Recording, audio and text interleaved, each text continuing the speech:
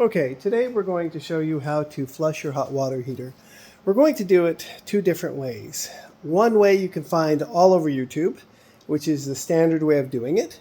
And the other way is a more efficient, quicker way. It does involve you removing part of the plumbing.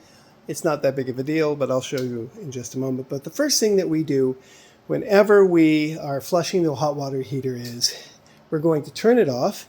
In my case, this is a Rheem and it is electrical and gas. So I'm going to unplug it. And out of abundance of caution, I'm going to turn off the gas. You see how the gas valve runs the same way as the pipe, same direction? When I turn it, you see it's crossed. Now the gas is off. Okay, so don't have to do it, but it's a good idea, in my opinion, to make sure that nothing is going to be heating when you're emptying it.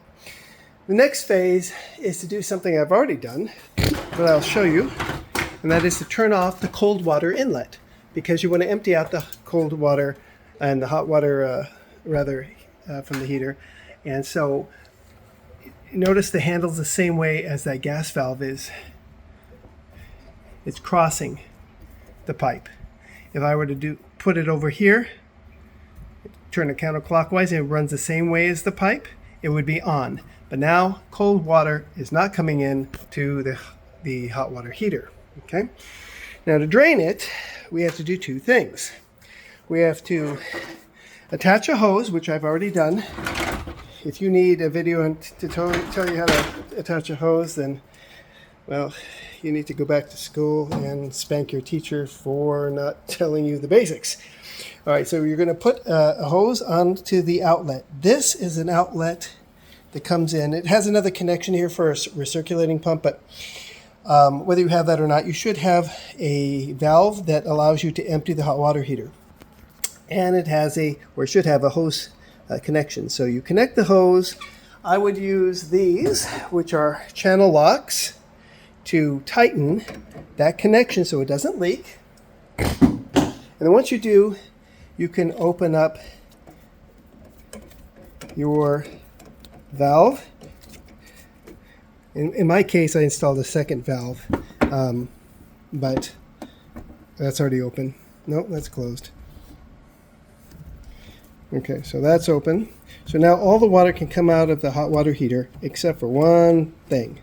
And that is, so you may not have two valves, so you don't have to worry about what I'm doing now. You should probably only have one valve, whether it comes straight out or not, that you can open up counterclockwise, or what they say in England, anti-clockwise, and open it up. Now, I don't know if you guys have ever done this, but if you've ever taken a straw, put it in a glass of liquid like Coke or water or whatever, put your finger over the other end and lift out the straw. If you notice, the liquid doesn't leave. That's because you've created a vacuum. So this is a sealed system. By opening that valve and shutting that valve, it's like having your finger over the straw. You need to relieve the pressure. And for that, I'm going to put it on pause and come right back to you. Now, I've already emptied the hot water heater. I was just going through those motions to show you. We're going to open up the hot water valve. Now, it's only dripping now because we've already pretty much emptied the unit. But this will allow air to come into the system while water is leaving the hot water heater. The air coming in from here will fill the hot water heater, and the water will be able to leave the hot water heater. So whenever you're emptying something, something has to replace it, otherwise you have a vacuum. In this case, air is coming in as water is going out. And when I say out, I mean out of the hot water heater. Okay. Now, since we've now ostensibly drained the hot water heater, what most YouTube and plumbers will tell you to do at this point is to remove the sediment that is created over time, should be done once a year, from your hot water heater, is to flush it by turning that valve on for about 30 seconds or so, and then turning it off and letting it drain. Now, I'm not going to do that just yet because I'm going to show you a different way. But ultimately, you just turn it on by turning this counterclockwise this will fill with water and it'll mix up all that sediment at the bottom, and it will come out through that valve, down that hose, and out. And you only should have to do it a few times. And if you want to do it that way, that's perfectly fine. But here's another way. What I did was I took a pipe wrench, okay, which is right here. This is a pipe wrench. If you don't have one, you should get one from Harbor Freight. And I put it on here and turned it counterclockwise to eventually remove this coupler. Like so. See? So it's removed. Now I can effectively unscrew this nipple. Yes, everyone, I've shown you my nipple now. Now we're friends. Dad humor, right? Okay, so this nipple will come out. Oh, by the way, guys, this is the time to press like, since I told you a joke. If you'll do that for me, that'd be nice. Press like and subscribe if you wish. Anyway, as this comes out,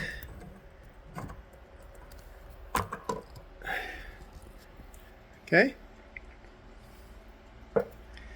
we see where the water goes in. Okay, now I'm going to put on pause because I have a camera, and I'm going to send it down there and show you basically what you can see with limited visibility, of course, inside the hot water heater to see what we're trying to flush. Okay, now certainly you don't need to do this with a camera. This is just for me to show you what's inside your hot water heater. And as you can see here, all that sediment, okay? Now sediment can be a lot of different things. As you're going in there, we're at the bottom now. Okay, as it's pulled out, see, you can see all that stuff floating around. First of all, see in the water, all that stuff floating around is calcium carbonate. Is calcium. It's basically a metal, and that's floating around. But there's your sediment right there. Now the idea is to get it out. Now, if you use this method to flush, turn off, let it drain, flush, turn off, let it drain, maybe that'll work. I'm sure it will to some degree. We've seen it work, a little bit to sediment, but if you look at videos on YouTube, you're not going to see a lot of sediment come out. What I'm going to do is something you don't have to do. You can do it this conventional way without taking out that nipple. But if you do want to take out that nipple, if you have a nipple fetish, oh God, I did it again, I'm sorry. What you can do is you can take one of those very tiny brass nozzles for hoses and shoot some high pressure water into that system. That will dredge up into the water all that sediment and really put it into suspension, put it into the water, and it'll be much easier to drain out. Okay, so we're going to do that in just a moment. Okay, I tried to find my brass nozzle I was going to attach to the hose to flush this thing out for my example and put it in there. I can't find it, so I'm going to use a regular nozzle. But before I do that, I want to show you something. Since we're using a hose around a hot water heater, I want to warn you about something, and that is that little device right there, that little white thing. There really is supposed to be a white collar around it, but if you see, and you should, see that sign? Flammable vapor sensor. It even points to it. That detects things like gasoline or anything that can explode, and it shuts down your hot water heater. But what it also does is if you wet it, it will shut things down. You will have to buy a new one, take you 3 to 5 days to get. You'll have to watch my video on how to bypass it while you're waiting for your new sensor to come.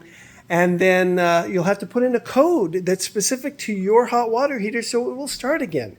So when you're doing something like this, if you are going to go to this more significant flushing with a hose instead of just flushing it with the inlet valve going on and off, on and off, on and off, then you will want to protect that little white thing by putting some saran wrap over it and taping it to the hot water heater during only this procedure, remembering to remove that cellophane after you're done, because it is an important safety feature for your hot water heater, because you don't want things blowing up if for some reason there's a vapor that winds up coming into your garage, paint thinner or acetone or alcohol vapor, gasoline vapor, propane, ethane, doesn't matter what it is.